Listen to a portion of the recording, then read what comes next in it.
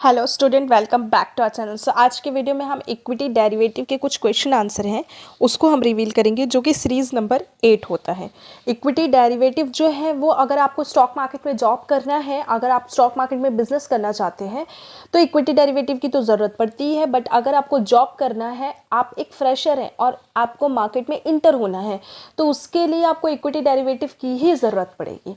तो अगर आप ब्रोकिंग फर्म में जॉब करना चाहते हैं, एडवाइजरी फर्म में करना चाहते हैं, किसी भी रेपुटेड कंपनी में करना चाहते हैं, लाइकवाइज कि अगर आपको मोतीलाल ओसवाल चाहिए, एंजल ब्रोकिंग चाहिए, या फिर आपको एचडीएफसी सिक्योरिटी, आईसीआईसीआई डायरेक्ट हो गया, एसबीआई कैपिटल हो गया, कोटक महिंद्रा सिक्योरिटीज़ हो गई, सो ऐसी सिक्योरिटीज़ कंपनी में अगर रिलेटेड टू बैंकिंग सेक्टर जो स्टॉक मार्केट की कंपनीज रहती हैं, जो ब्रोकिंग फर्म रहती हैं, उसमें अगर आपको काम करना है तो उसके लिए तो आपको इक्विटी डेरिवेटिव करना ही पड़ेगा। वो कंपलसरी है मार्केट में। अगर आपको जॉब करना है तो सबसे पहले तो आपको जो भी कंपलसरी है वो आपको क्लियर करना बहुत इम्पॉर्टेंट है। और इंटरव्यू में भी अगर आप क्वेश्चन आंसर आपको पूछा जाएगा तो सबसे पहले आपसे यही पूछा जाता है कि do you have a certification और नॉट।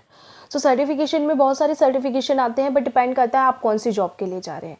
तो अगर आप ब्रोकिंग फर्म में जा रहे हैं तो इंट्री लेवल का ये जो एग्ज़ाम होता है, ये एक इंट्री लेवल का सर्टिफिकेशन भी इसको बोला जाता है, जो कि बिगनर लेवल भी इसे कहा जाता है। अगर आप फ्रेशर हैं, अगर आप एक्सपीरियंस्ड हैं, तो उसके लिए आपको डेरिवेटिव का एग्ज़ाम क्लियर करना बहुत ही इम्पॉर्टेंट होता है। बहुत सारे ऐसे लोग हैं जो मल्टीपल सर्टिफिकेशन करते हैं।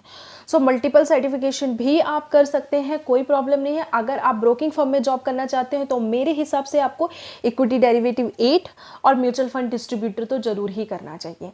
आप अगर रिसर्च एनालिस्ट कंपनी में जाना चाहते हैं, अगर आपको रिसर्च करना बहुत पसंद है, अगर आपको टेक्निकल एनालिसिस या फंडामेंटल एनालिसिस बहुत पसंद है, तो मैं आपको यही सजेस्ट करूँगी कि आपको रिसर्च एनालिस्ट सीरीज नंबर 15 करना चाहिए, जो कि NISM का होता है, और NCFM का टेक्निकल एनालिसिस भी आपको करना चाहिए। तो ये सारे जो आते हैं, ये सबका अलग अलग महत्व, अलग अलग काम होता है। हम एक अलग वीडियो में इसके बारे में डिस्कशन करेंगे, जिसमें मैं सारे सर्टिफिकेशन के बारे में बताऊंगी कि कौन सा सर्टिफिकेशन किस चीज़ के लिए यूज़ होता है, और आपको टॉप 5 हाईलाइटेड सर्टिफिकेशन बताऊंगी कि आपको ये सर्टिफिकेशन ज़रूर करना चाहिए। ठीक है, तो चलिए सबसे पहला जो है हम क्वेश्चन पे आते हैं, क्वेश्चन को रिवील करेंगे। अगर आप NISM एग्ज़ाम की प्रिपरेशन कर रहे हैं तो आप हमारे डिस्क्रिप्शन बॉक्स पे जाइए, वहाँ पे आपको नंबर प्रोवाइड किया गया है। हम फर्स्ट अटैम्प्ट में एग्ज़ाम क्लियर करने की गारंटी प्रोवाइड कराते हैं, और सेकंड चीज़ ये कि हम शॉर्ट टाइम में भी एग्ज़ाम क्लियर करवाते हैं। जैसे किसी को अगर 7 दिन में, 5 दिन में, या किसी को 15 दिन में भी एग्ज़ाम क्लियर करना है तो वो भी हम करवा के देते हैं। स्टडी मटेरियल भी हम खुद ही प्रोवाइड कराते हैं। अगर आपको स्टडी मटेरियल की रिक्वायरमेंट है तो वो भी आप देख सकते हैं। सेकेंड चीज़ ये कि NISM की जितनी भी प्रिपरेशन होती है और NCFM की जितने भी सर्टिफिकेशन होते हैं, जो कि 42 होते हैं, और NISM के 26 होते हैं, तो ये सारे सर्टिफिकेशन की प्रिपरेशन भी हम प्रोवाइड कराते हैं। तो आप डिस्क्रिप्शन बॉक्स में जाइए, वहाँ पे आपको नंबर प्रोवाइड किया गया है, वहाँ से आप हमें डायरेक्टली कॉल कर सकते हैं, मैसेज कर सकते हैं, और व्हाट्सएप भी कर सकते हैं। न्यू बैचेस स्टार्टेड होने वाले हैं, बिकॉज ऑफ दिवाली वैकेशंस चल रहे थे, तो अभी कोई न्यू बैच स्टार्ट नहीं हुआ था इन 3 से 4 दिनों में। अभी अपकमिंग वीक्स जो हैं उसमें सारे न्यू बैचेस स्टार्ट हो रहे हैं, अलग अलग सर्टिफिकेशन के अलग अलग डे स्टार्ट हो रहे हैं, तो आपको सारी डिटेल्स डिपार्टमेंट के थ्रू पता चल जाएगा। तो चलिए सबसे पहले क्वेश्चन पे आते हैं। सबसे पहला क्वेश्चन है अपना, विच exchange first started trading in financial future. अभी देखो, ये कोई समझाने वाली चीज़ नहीं है, ये याद करने वाली चीज़ है, जो कि आपको याद ही करना पड़ेगा। तो बार बार मैं उस चीज़ को नहीं समझा पाऊंगी, क्योंकि जैसे अभी हम बोलते हैं कि हमारा पहला प्राइम मिनिस्टर कौन है, अभी करंट में हमारा प्राइम मिनिस्टर कौन है, तो बहुत सारे जीके के बहुत सारे क्वेश्चंस होते हैं ना, जो हमको याद करना पड़ता है। तो इसी तरीके से कुछ चीज़ें स्टॉक मार्केट में इस सर्टिफिकेशन में भी है जिन्हें आपको याद करना पड़ेगा। तो आपका ये क्वेश्चन का जो आंसर है, इसका आंसर जो होगा वो होगा शिकागो मर्सेंटाइल एक्सचेंज। ठीक है, तो ये आपका सेकंड नंबर का जो आंसर है वो राइट है। और यहाँ पे देखिए, यहाँ पे लिखा हुआ है डिस्क्रिप्शन बॉक्स में, आप एक्सप्लेनेशन में जाएंगे। इन 1972 में Chicago mercantile exchange introduced international monetary market को इंट्रोड्यूस किया था उसने। ठीक है, which allowed trading in currency future. तो शिकागो मर्सेंटाइल एक्सचेंज, ये इसका राइट आंसर है। तो उसने इसको क्या किया था, इंट्रोड्यूस किया था। तो ये चीज़ आपको याद करने के लिए, जैसे यहाँ पे पूछ सकता है व्हाट इज़ IMM क्या होता है, तो आपको याद रखना है कि मॉनेटरी मार्केट को, इंटरनेशनल मॉनेटरी मार्केट को IMM बोलते हैं। तो वहाँ पे आपको शॉर्ट फॉर्म दे सकता है, आपको लॉन्ग फॉर्म में लिखना है, या फिर आपको लॉन्ग फॉर्म दे देगा, उसको आपको शॉर्ट फॉर्म में लिखना है। मोस्टली आपको शॉर्ट फॉर्म ही प्रोवाइड कराए जाते हैं जिसको आपको लिखना होगा। तो यहाँ पे कुछ भी बोल सकता है, इंटरनेशनल मनी मार्केट पूछ सकते हैं, इंटरनेशनल मार्केट मॉनेटरी बोल देगा, तो कुछ भी दे देगा। इसीलिए आपको ये चीज़ एक क्वेश्चन में आपको 2-2 3-3 क्वेश्चन बनते हैं। जैसे यहाँ पे लिखा है 1972 में इसको इंट्रोड्यूस किया गया था।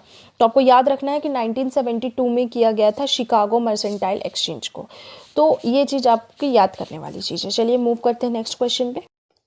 Mr. Rohit bought 8 lots of contracts of June BSE Sensex future and sold 6 lot of contracts of July BSE Sensex future.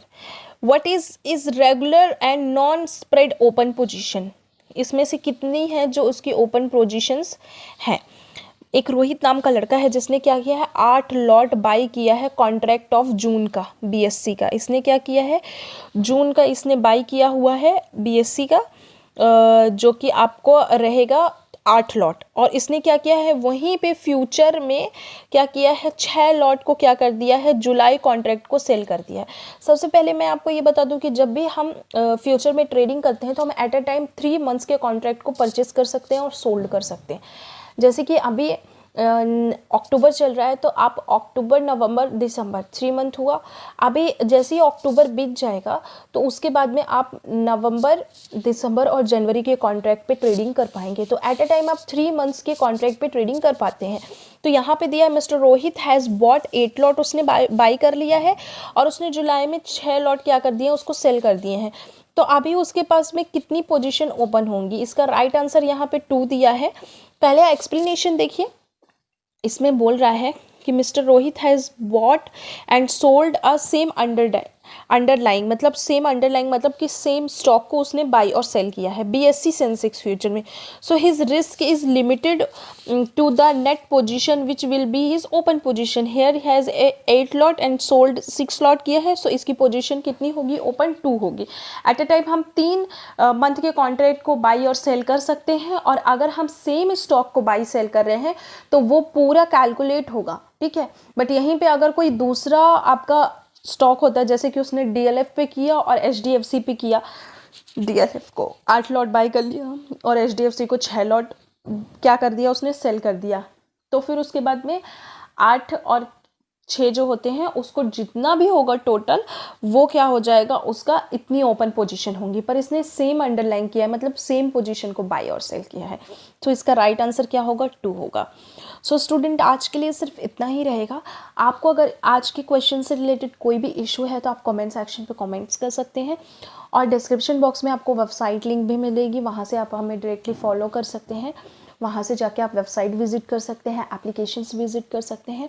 And second चीज़ ये कि आप हमें डायरेक्टली कांटेक्ट कर सकते हैं, जिससे आप हमें डायरेक्टली बात कर सकते हो। चलिए अब मिलते हैं नेक्स्ट वीडियो में, तब तक के लिए take care of your health and your family. Jai Hind and all the best. And साथ में आप सोशल मीडिया प्लेटफॉर्म पे भी हमें फॉलो कर सकते हैं। Bye bye.